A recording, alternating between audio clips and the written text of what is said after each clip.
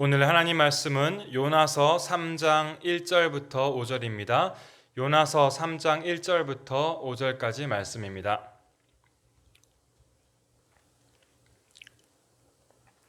봉독하겠습니다. 여호와의 말씀이 두 번째로 요나에게 임하니라. 이르시되 일어나 저 큰 성읍 니느웨로 가서 내가 내게 명한 바를 그들에게 선포하라 하신지라.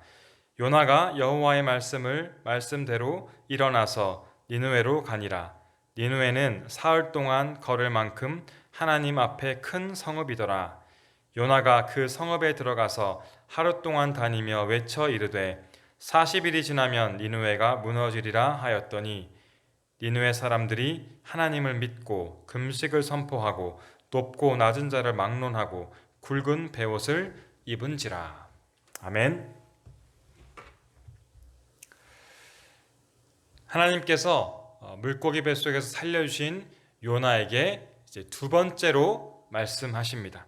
2절, 일어나 저 큰 성읍 니느웨로 가서 내가 내게 명한 바를 그들에게 선포하라. 하나님께서 요나서 1장에서 그에게 명령한 것처럼 똑같이 그런 소명을 주셨습니다. 이제 니느웨 백성들의 죄가 너무나 크고 무겁기 때문에 속히 회개하라는 메시지를 니느웨에 가서 전해라. 이 명령이 요나에게 떨어지게 됩니다. 첫 번째 소명을 받았을 때 요나는 어떻게 했습니까? 그 명령에 불복종하고 다시스로 도망가게 되었습니다.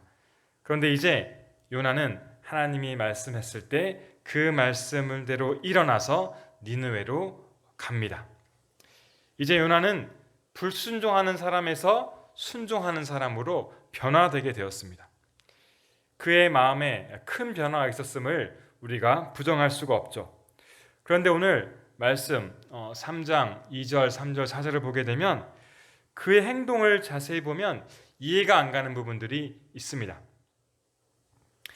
니느웨는 사흘 동안 다닐 만한 아주 큰 성읍이었습니다. 그런데 요나는 그곳에서 단 하루 동안 다니면서 심판의 메시지를 전하고 거기서 끝냈습니다. 또한 그 백성들에게 40일이 지나면 니느웨가 무너지리라. 이거를 이제 히브리 단어로 하면 딱 5개의 단어입니다. 이 5개의 단어를 사용해서 아주 짧게 그 메시지를 전했다는 것이죠. 원래 그는 이 백성들에게 어떤 말을 전해야 했습니까?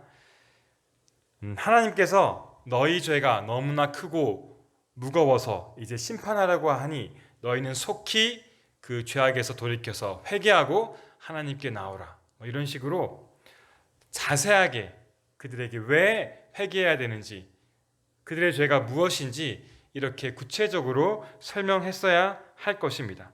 그런데 요나는 이 모든 것들을 생략하고 아주 간결하게 말씀을 전하고 끝냈다는 것이죠. 왜 그랬을까요? 요나는 니느웨 백성들에 대한 그런 사랑의 마음이 없었기 때문입니다. 그가 변화돼서 하나님 말씀에 순종해서 니느웨로 갔지만 아직까지 니느웨 백성들이 회개하고 구원받는 것을 용납할 수가 없었습니다. 그들이 구원받는 것을 원하지 않았기 때문에 요나는 그들에게 마음과 정성을 다해서 사랑을 담아서 그들에게 하나님의 메시지를 선포하지 못했다는 것이죠. 요나의 선민사상, 요나의 이방인에 대한 편견, 특히 이스라엘을 괴롭히고 고통을 준 적국에 대한 분노는 아직 그대로였습니다. 하나님께서 왜 이런 니느웨 백성들에게 심판의 메시지를 전하라고 하는지 아직도 요나의 마음속에는 이해를 할 수가 없었습니다. 하지만 여기서 중요한 사실은 아직도 요나의 생각이 바뀌지 않았음에도 불구하고 요나는 그럼에도 불구하고 하나님 말씀에 순종해서 니느웨로 갔고 그들에게 심판의 메시지를 선포했다라는 것입니다. 요나의 메시지를 들은 니느웨 백성들은 어떻게 반응합니까? 니느웨 백성들과 왕과 대신들에게 엄청난 변화를 일으키게 됩니다. 그들은 요나의 짧고 간결한 이 심판의 메시지를 듣고 완전히 회개 역사가 일어나게 됩니다. 영적 각성이 일어납니다. 하나님께서는 그들의 회개를 보고 그들을 심판하는 것을 거두시고 그들에게 재앙을 내리지 않기로 결정하셨습니다. 오늘 저는 본문을 통하여서 우리에게 주시는 두 가지 영적인 교훈에 대해서 같이 말씀을 나누고자 합니다. 첫 번째로 하나님은 순종하는 사람을 통해서 일하시는 분이라는 사실입니다. 요나는 니느웨에 가기가 싫었습니다. 그렇지만 요나는 이 장에서 어떻게 했죠? 하나님 앞에 용서해 달라고 기도했습니다. 하나님께 회개하고 서원했습니다. 이제 순종하겠습니다. 그리고 하나님은 그 기도를 들으시고 요나를 구원해 주셨습니다. 그러니 더 이상 요나는 불순종할 수가 없었을 것입니다. 비록 요나의 뜻과 달랐지만 하나님의 인도하심에 따라서 순종하게 됩니다. 요한복음 2장에 보면 가나의 혼인잔치 이야기가 나오죠. 예수님께서는 하인들에게 이 항아리에 물을 가득 채우라고 했습니다. 그런데 그 하인들은 이 말씀에 순종하여서 아귀까지 물을 채우게 됩니다. 예수님께서 이들에게 연회장에게 이 물을 갖다 주라 이렇게 명령했을 때 또한 그 물을 연회장에게 있는 손님들에게 갖다 줍니다. 하인들은 이 예수님의 말씀에 전심으로 공감해서 순종하는 것이 참으로 힘들었을 것입니다. 물로 술 항아리를 채우고 연회장에 갖다 주라. 이 예수님의 명령을 이해할 수 없었습니다. 손님들에게 망신을 당할까 그런 걱정도 있었을 것 같습니다. 하지만 그들은 그럼에도 불구하고 예수님 말씀에 순종합니다. 그리고 이 순종을 통하여서 예수님의 놀라운 기적이 일어나게 되죠. 하나님께서는 이렇게 순종하는 사람들을 통해서 일하신다는 것을 여기서 말씀하고 있습니다. 아람 왕 군대 장관 나아만 장관은 도대체 엘리야가 왜 자기를 영접하지도 않고 자기에게 더러운 요단강에 가서 7번 목욕을 하라는지 도대체 이해할 수가 없었습니다. 그의 생각에는 엘리사가 직접 나에게 와서 나를 고쳐줘야 한다고 그렇게 생각했습니다. 하지만 비록 자기의 생각과 달랐지만 마침내 그 말씀에 순종했을 때 어떻게 되었습니까? 그의 문둥병이 정말 거짓말처럼 깨끗하게 낫게 되었습니다. 하나님께서 이 기적을 순종하는 나아만 장관을 통하여서 치유를 해 주신 것이죠. 모든 목회자들이 처음부터 나는 정말 하나님의 귀한 종이 되겠습니다. 사명감을 가지고 목회하겠습니다. 이렇게 하지는 않습니다. 많은 목사님들이 목회자가 되기를 거부하고 요나처럼 도망다니면서 계속 거부하는 그런 간증들을 많이 듣게 됩니다. 자기는 목회자가 될 그릇이 안 된다고, 다른 일을 통해서 하나님 일을 하겠다고, 이 목회자의 일은 적성에 안 맞는다고 등등 핑계를 대면서 이 하나님의 사명을 거부합니다.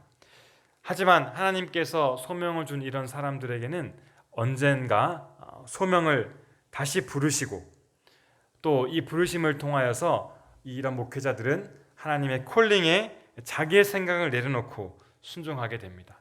하나님께서는 비록 자기의 생각과 다르지만 이 하나님의 말씀에 순종해서 나오는 그런 목회자의 순종을 통하여서 놀라운 하나님의 일을 하고 계심을 우리는 잘 알고 있습니다. 하나님께서는 아직도 믿음이 부족하고 확신이 별로 없고 준비가 되지 않는 그런 사람이라고 하더라도 이런 사람들의 순종하는 마음을 보십니다. 요나처럼 제대로 말씀 선포를 하지 못하는 사람을 통해서도 하나님의 일을 이루어 가시는 분이십니다. 하나님의 말씀에 100% 온전히 순종하지 못하는 사람이라고 하더라도 이런 사람들의 순종을 통하여서 하나님의 사역을 이루어 가신 분이심을 여러분 믿으시기를 간절히 소원합니다. 내려놓음이라는 책을 쓴 이용규 선교사님이라는 분이 계십니다. 이분이 이런 말씀을 하신 적이 있습니다. 하나님께서 우리와 같은 이런 부족한 사람들과 일하는 것이 얼마나 힘들고 답답할까.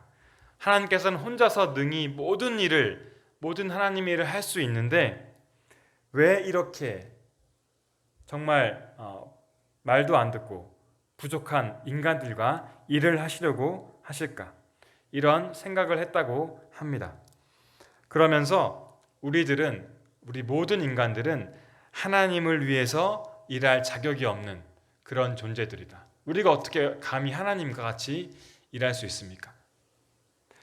그렇지만 하나님께서 우리 같은 자격 없는 사람을 불러주심에, 하나님과 같이 일할 수 있는 기회 주심에 정말 감사하고 우리가 순종하면서 나가야 한다고 그런 말씀을 들은 적이 있습니다. 하나님은 그렇습니다. 우리와 같이 일할 필요가 없는 전지전능하신 하나님이십니다. 그런데 항상 하나님께서는 우리 사람을 통하여서 하나님의 역사를 일으키십니다. 사람을 통하여서 성령의 역사를 일으키십니다. 어떤 사람을 하나님이 사용하십니까? 하나님은 반드시 하나님의 말씀에 순종하는 사람들을 사용하십니다. 아브라함을 사용했습니다. 아브라함의 순종을 받으셨고 다윗의 순종을 받으셨고 바울의 순종을 통하여서 하나님의 놀라운 역사를 이루셨습니다. 순종하는 목회자를 통하여서, 순종하는 선교사를 통하여서, 순종하는 평신도를 통하여서 복음의 역사를 이루어내시는 분이 하나님이심을 믿으시기 바랍니다. 우리가 신앙생활을 할 때 내가 원하지 않는 일이 주어질 때가 있습니다. 나에게 맞지 않는, 나에게 적성에 맞지 않는 일이 나에게 주어질 수도 있습니다. 내가 할 수 없을 것 같은 부담이 되는 그런 교회의 직분이 우리에게 주어질 수도 있습니다. 하지만 그것이 하나님이 나에게 주신 소명이라면, 하나님의 뜻이라면 우리는 그럼에도 불구하고 하나님 앞에 순종해야 할 것입니다. 우리는 항상 완벽한 순종을 할 수 없는 그런 부족한 인간들입니다. 하지만 부족한 모습이라도 순종의 자리에 항상 떠나지 않고 서 있어야 합니다. 아브라함도 다윗도 항상 일생 내내 하나님의 말씀에 온전하게 순종하지는 못했습니다. 그런 부족한 사람들이었지만 그들은 순종의 자리를 떠나지 않고 끝까지 하나님 말씀을 듣고 순종하는 삶으로 끝까지 살아갔음을 기억하시기 바랍니다. 사랑하는 성도 여러분, 요나는 원하지 않았지만 하나님께 순종했습니다. 온전하게 순종하지도 못했지만 하나님은 그 순종을 통하여서 하나님의 구원의 계획, 수많은 죽어져가는 니느웨 백성들을 구원하는 그 구원의 계획을 이루셨습니다. 마찬가지로 하나님은 우리가 믿음으로 드리는 그런 작은 순종, 이 작은 순종을 통하여서 하나님의 사역을 이루어 가신다는 사실을 믿으시기를 예수님의 이름으로 간절히 축복합니다. 두 번째로 오늘 우리는 이 말씀을 통하여서 우리는 하나님의 주권을 인정하고 우리의 생각을 겸손히 내려놓아야 합니다. 요나는 니느웨 백성들이 구원받는 것을 싫어하였지만 마지못해 그들에게 심판의 메시지를 전했습니다. 그는 자신의 뜻대로 정말로 이 백성들이 하나님께 회개하지 않고 구원받지 않기를 바랬습니다. 그래서 하루 동안만 말씀을 전했고 그 설교의 내용도 아주 간결하게 생략하여서 짧게 전하고 말았습니다. 하지만 하나님의 계획은 어떻습니까? 이 요나의 계획과 완전히 반대입니다. 죄악에 물들은 니느웨 백성들을 정말 죄를 짓고 자기 백성을 괴롭히는 그 니느웨 백성들을 사랑하시고 그들을 향한 구원의 계획이 있었고 마침내 그 계획을 이루시게 되었습니다. 니느웨 백성들은 이 요나의 말을 듣고 어떻게 됐죠? 아까 말씀드린 것처럼 완전히 영적인 각성을 하게 됩니다. 금식을 합니다. 그리고 베옷을 입고 통회하며 자복하며 회개합니다. 부르짖으면서 용서해 달라고 기도합니다. 죄악의 길에서 완전히 돌아서서 하나님께 나오는 온전한 회개를 하게 되었습니다. 니느웨 백성들은 하나님을 비방하고 우상 숭배하고 하나님의 백성들을 괴롭히던 피를 흘리던 그런 악독한 사람들이었습니다. 그런데 어떻게 이렇게 성의 없이 성의 없는 짧은 설교를 듣고 어떻게 이들이 이런 놀라운 변화를 할 수가 있습니까? 우리가 말씀 읽어보면 우리 생각으로는 이해할 수 없을 정도로 그렇게 놀라운 반전이 일어나게 되죠. 어떤 누구도 예상할 수 없는 그런 회개의 역사가 그들에게 일어납니다. 무엇으로 설명할 수 있습니까? 바로 하나님이 하셨기 때문입니다. 이것이 바로 하나님의 주권입니다. 요나스 전체에서 하나님의 주권은 계속해서 강조되어서 나타납니다. 하나님께서 1장에서 폭풍을 보내셨습니다. 2장에서는 죽어져가는 요나를 위해서 물고기를 보내셨습니다. 그리고 물고기에서 요나를 토해내면서 요나를 구원했습니다. 오늘 3장에서는 니느웨 백성들의 놀라운 회개가 일어납니다. 4장에 보게 되면 하나님께서는 요나에게 박넝쿨을 보내시고 또한 벌레를 보내셔서 박넝쿨을 제거하기도 합니다. 이 모든 것들이, 이 모든 역사와 섭리들이 하나님의 주권 안에 있다는 것이죠. 우리를 살리시고 우리를 죽이시고 우리를 높이시고 우리를 낮추시는 모든 것들이 하나님의 주권 안에 달려 있습니다. 하나님의 이 놀라운 주권 앞에 이 요나의 이기적인 생각은 어떻습니까? 정말로 거품과 같이 사라집니다. 그의 생각은 너무나 작고 너무나 초라합니다. 하나님의 뜻과 계획은 상상할 수 없이 크고 위대합니다. 하나님의 영역입니다. 하나님의 뜻과 계획은 우리는 전혀 알 수가 없습니다. 바꿀 수도 없습니다. 하나님의 계획은 어떤 누구도 막을 수가 없다라는 것이죠. 잠언 16장 9절에 이렇게 말씀합니다. 사람이 마음으로 자기의 길을 계획할지라도 그 걸음을 인도하시는 분은 여호와이시니라. 아멘. 우리는 태어날 때부터 지금까지 정말로 수많은 계획을 하고 노력을 합니다. 그런데 내 계획대로, 내 뜻대로 되는 경우가 생각보다 많이 없습니다. 꿈을 성취하기 위해서 수많은 목표를 또한 우리가 세웁니다. 하지만 어떻습니까? 하나님이 도와주지 않는다면, 하나님이 길을 열어주지 않는다면 우리는 어떤 일도 할 수 없음을 잘 알고 있을 것입니다. 예수님의 제자들은 고기 잡는데 정말 전문가, 고기 잡는 것의 프로입니다. 그들이 디베랴 호숫가에서 고기를 잡습니다. 밤새 동안 고기를 잡으러 그물을 쳤지만 한 마리도 잡지 못합니다. 왜 그렇습니까? 하나님께서 그들에게 고기를 허락해 주지 않았기 때문입니다. 그런데 나중에 예수님을 통하여서 명령하였을 때, 그 말씀에 순종하였을 때 그들은 그물이 찢어질 정도로 수많은 고기를 잡게 되었습니다. 하나님의 허락이 있었기 때문에 이런 기적이 일어나게 된 것이죠. 우리가 전도하기 위해 간절히 기도하는 그런 영혼들이 있을 것입니다.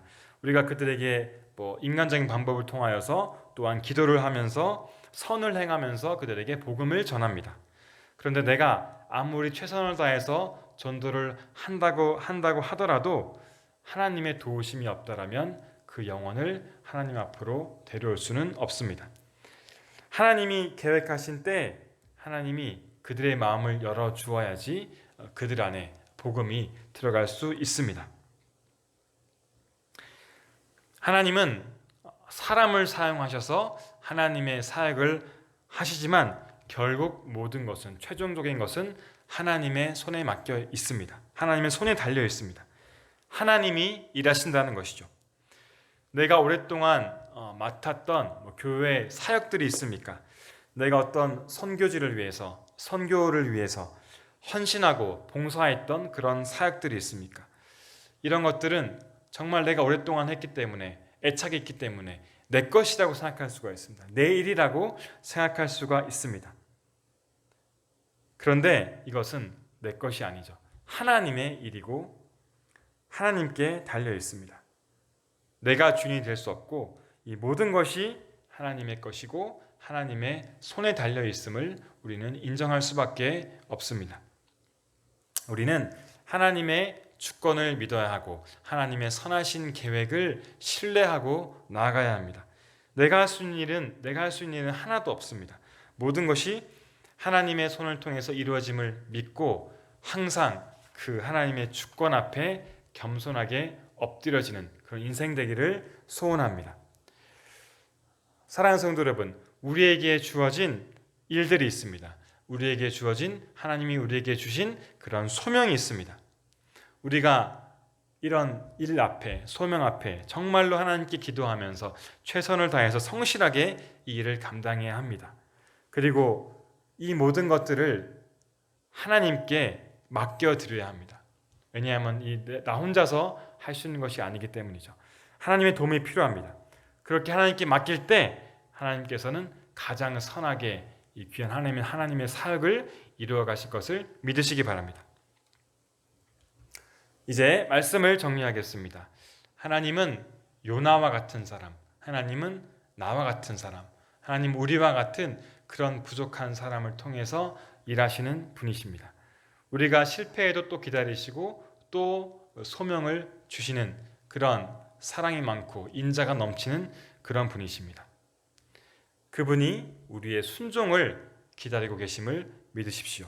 오늘 말씀을 통하여서 우리는 먼저 불순종의 사람에서 순종의 사람으로 변하기 원합니다.